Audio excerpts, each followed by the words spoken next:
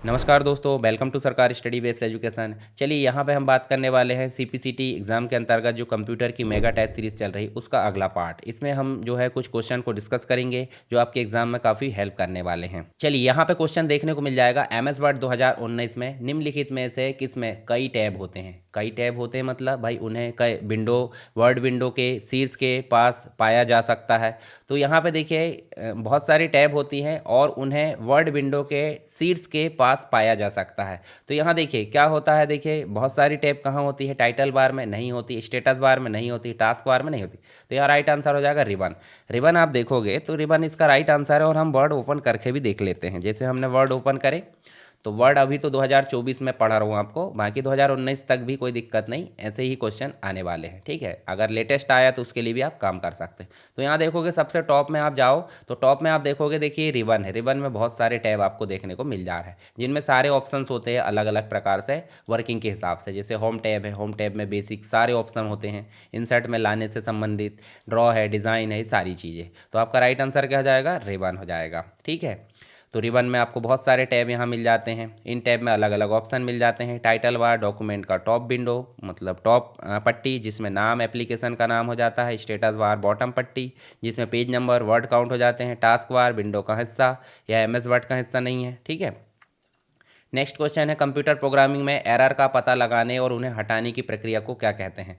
तो जैसे एरर आती है कोई भी प्रोग्राम में, तो एरर को बोल देते हैं एक प्रकार से प्रोग्रामिंग की भाषा में बग, और बग हटाने की प्रोसेस को क्या बोल देते हैं, डीबग। मतलब बग हटाना मतलब डीबग, और डीबग करने की प्रोसेस को डीबगिंग बोल देते हैं। क्या बोल देते हैं, डीबगिंग। तो यहाँ राइट आंसर क्या हो जाएगा, डीबगिंग। कंपाइलेशन तो आप समझ सकते हैं, ह्यूमन रीडेबल लैंग्वेज को 0 1 में बदलने की प्रोसेस को कंपाइलेशन बोल देते हैं। एडिटिंग तो कोई भी चीज़ को एडिट करना, सुधार करना, उसमें वेरिफिकेशन सत्यापन करना होता है। तो राइट आंसर आपका क्या हो जाएगा, यहाँ पे सेकंड नंबर का होने वाला है।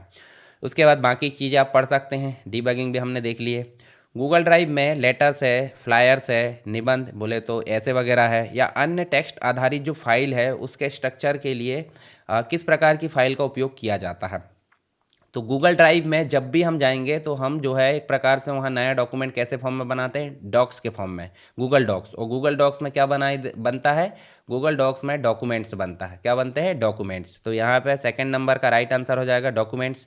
बाकी यहाँ पे स्प्रेडशीट की बात करें तो यहाँ पे स्प्रेडशीट एक्सेल की सीट होती है जो कि गूगल सीट के नाम से जानी जाती है। गूगल सीट, आप गूगल ड्राइव में जाकर गूगल सीट ओपन करोगे तो ये एक्सेल सीट बनेगी, स्प्रेडशीट, या फिर एमएस एक्सेल से बना सकते हैं।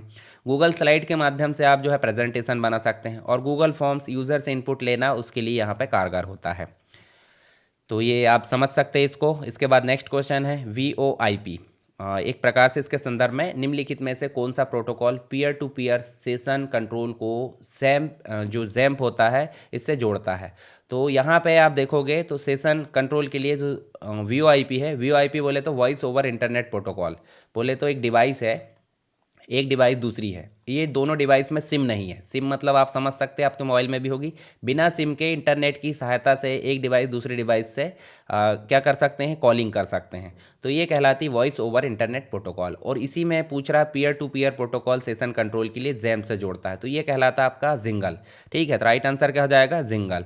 और जिंगल क्या है, एक प्रकार से अगर देखें तो VoIP voice over internet protocol, और जैम्प मतलब extensible message and presence control, मुख्य रूप से मैसेजिंग और प्रेजेंस जानकारी के लिए उपयोग किया जाता है। और जिंगल एक एक्सटेंशन है जो peer to peer session control को जैम्प से जोड़ता है, और इसका उपयोग वॉइस, वीडियो, अन्य रियल टाइम कम्युनिकेशन सेशन को स्थापित या एक प्रकार से इस्टेब्लिश करने के लिए उपयोग किया जाता है। बाकी स्काइपी की बात करें तो स्काइपी एक एप्लीकेशन है, जबकि ये प्रोटोकॉल की बात हो रही है। ये एप्लीकेशन क्या है, इसमें भी इंटरनेट के थ्रू बात की जा सकती है वीडियो कॉल में। इंटर एस्ट्रिक एक्सचेंज बोले तो IAX voice over internet protocol tracking and call control के लिए, ट्रांसफ़र के लिए उपयोग किया जाता है। H 248 ये आप देखोगे तो मीडिया गेटवे कंट्रोल प्रोटोकॉल है, और जिंगल यहाँ पे सही आंसर है। MS एक्सेल का उपयोग खालिस्तान के लिए नहीं किया जाता। MS एक्सेल का उपयोग देखिए डेटा एंट्री के लिए किया जाता है, विजुअलाइजेशन ग्राफ के लिए किया जाता है, अकाउंटिंग के लिए बिल्कुल किया जाएगा, जबकि स्लाइड के लिए नहीं किया जाएगा। तो ये गलत आंसर है, बोले तो यही पूछा गया था। तो इसके लिए क्या उपयोग किया जाएगा, इसके लिए गूगल स्लाइड या फिर जो आपका पावर पॉइंट प्रेजेंटेशन मतलब पावर पॉइंट जो माइक्रोसॉफ्ट का है उसका उपयोग किया जाता है। तो राइट आंसर फोर्थ नंबर का हो गया। MS एक्सेल का देखिए data entry, graph chart, accounting और ये सब के लिए किया जाता है। बाकी चीज़ें अगर देखोगे तो यहाँ पे डेटा मतलब स्लाइड के लिए आपको पावर पॉइंट देखने को मिल जाता है। गूगल ड्राइव में एक नया डॉक्यूमेंट बनाने के लिए निम्नलिखित में से कौन सा विकल्प सेलेक्ट करना होता है। तो अभी मैंने बताया था गूगल ड्राइव में आपको अलग अलग टूल मिल जाते हैं, जैसे गूगल स्लाइड है, ये आपको PPT बनाने के लिए उपयोग किया जाता है। गूगल सीट है, एक्सेल से रिलेटेड जितने भी काम है वो गूगल सीट में कर सकते हैं। गूगल डॉक्स जो है डॉक्यूमेंट के लिए उपयोग किया जाता है, तो राइट आंसर आपका यही होगा।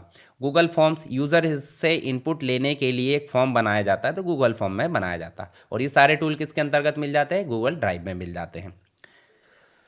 नेक्स्ट क्वेश्चन है, MS एक्सेल का जो बार ग्राफ है एक ऐसा चार्ट या ग्राफ होता है जो खालिस्तान के रूप में श्रेणीबद्ध डेटा प्रस्तुत करता है, जिसकी ऊंचाई या लंबाई उनके द्वारा दर्शाए जाने वाले मानों के समानुपात होती है। तो एक प्रकार से देखिए श्रेणीबद्ध रूप से दर्शाया जाएगा, तो ये आयताकार फॉर्म में होगा ना, तो आयताकार फॉर्म में जो बार ग्राफ है वो दर्शाया जाता है। वृत्ताकार फॉर्म नहीं होगा, गोलाकार भी नहीं होगा, स्टार बार भी नहीं होगा, तो राइट आंसर क्या होगा? आयताकार। और आयताकार इस प्रकार से आप देख सकते हैं, जो बार या कॉलम चार्ट आपको देखने को मिल जाता है, जिसमें फीमेल मेल का जो एक प्रकार से कंपेरिजन किया गया है। राइट आंसर आपका पहला नंबर का हो जाएगा, A नंबर का। देखिए MS एक्सेल में जो बार ग्राफ है जो कैटेगरी वाइज है, मतलब आयताकार बार या रेक्टेंगुलर बार के द्वारा दर्शाए जाते हैं। प्रत्येक बार की ऊंचाई या लंबाई या उस श्रेणी के वैल्यू के अनुपात होती है। यह डेटा कंपैरिजन के लिए आसान हो जाता है। डिफ़ॉल्ट रूप से जब आप सेल 5 B5 है उसमें इस प्रकार से लिखोगे प्लस इक्वल लगा के, मतलब फॉर्मूला लगाने की बात हो रही है। तो यहाँ देखिए 13 + 99, 13 + 99 और यहाँ दोनों के बीच में प्लस किया जा रहा है 17 + 99।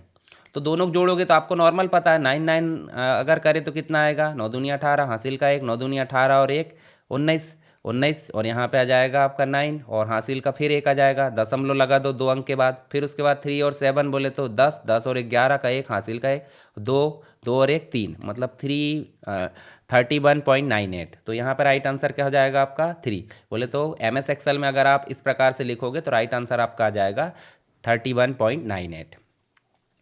यहाँ आप देख भी सकते दोनों में।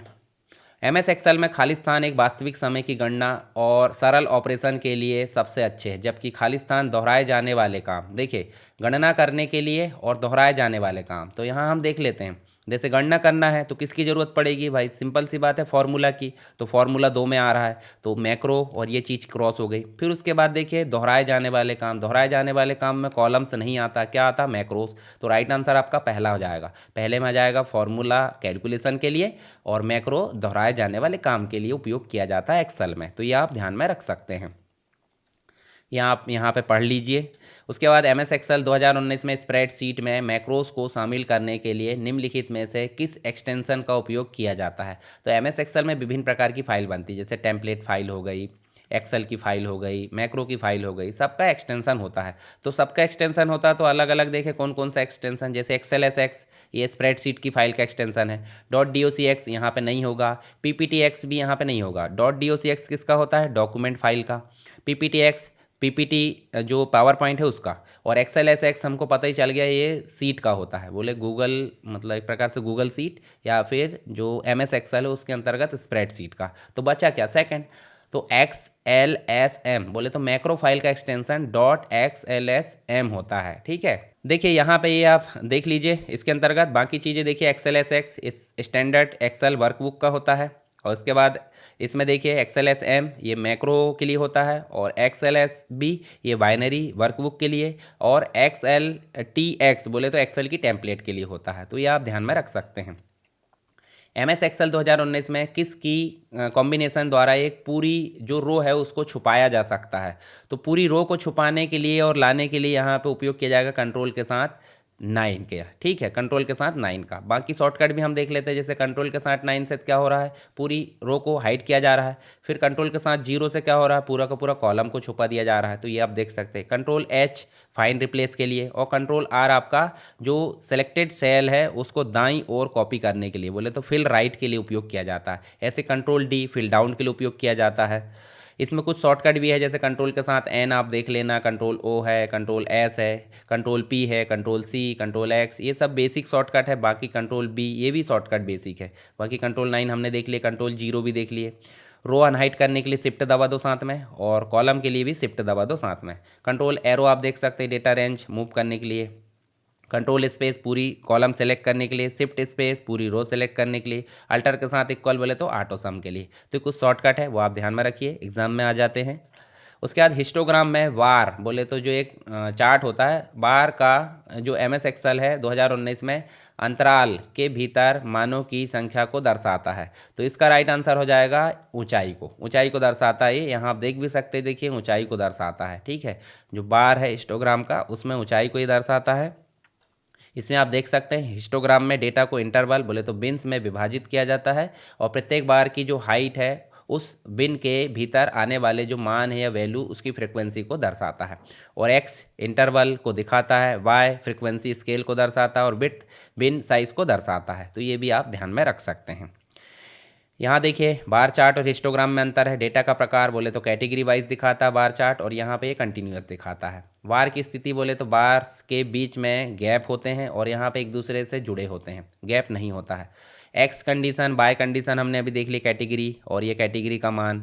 ऊंचाई में देखें कैटेगरी के मान को दर्शाता है। बार की चौड़ाई समान रहती है, और उपयोग यहाँ पे देखेंगे तो विभिन्न श्रेणियों की तुलना की जाती है। और इसमें आप देख सकते हैं अभी हमने देखे थे इंटरवल बिन्स, और यहाँ पे इंटरवल की वैल्यू की संख्या को दर्शाती है, साइज को दर्शाती है, और ये डेटा का डिस्ट्रीब्यूशन को समझने के लिए होती है। नेक्स्ट क्वेश्चन है, निम्नलिखित में से MS एक्सेल में खाली स्थान फंक्शन का भाग करके शेषफल प्रदान किया जाता है। हमने पहले भी देखे थे जो मोड फंक्शन है वो किसी भी संख्या का, जैसे मान लीजिए 25 है और 25 में हम भाग दे रहे हैं 7 का, तो कितने बार जाएगा? 3 बार। बचेगा कितना? यहाँ पे 21 हो जाएगा, तो बचेगा यहाँ पे 4। तो जो 4 बचा है वो कहलाएगा शेषफल। और कैसे निकाला जाता है? वो निकाला जाता है मोड से। जैसे हमने मोड लिखे और मोड में हमने यहाँ लिख दिया 25 कॉमा लगा 7, तो आंसर क्या आएगा? 4। तो राइट आंसर हो जाएगा यहाँ पे। और रिपीटेड वैल्यू निकालना तो MODE लगाते हैं, तो ये आप पढ़ सकते हैं यहाँ पे MOD फंक्शन शेषफल के लिए, और MODE जो फंक्शन है वो आपका हो जाता है किसके लिए? अधिक बार आने वाली संख्या के लिए। और मैट्रिक्स मल्टीप्लिकेशन के लिए मतलब M मल्ट उपयोग किया जाता है, और M जो मिरर है एक प्रकार से modified internal rate of return की गणना करता है, ये फाइनेंशियल फंक्शन है। तो इस प्रकार से हमने कुछ क्वेश्चन डिस्कस किए। आई होप आपको समझ में आ गया होगा। फिर भी अगर कोई डाउट है तो आप कमेंट बॉक्स में बता सकते हैं। चलिए मिलते हैं नेक्स्ट क्लास में, तब तक के लिए जय हिंद।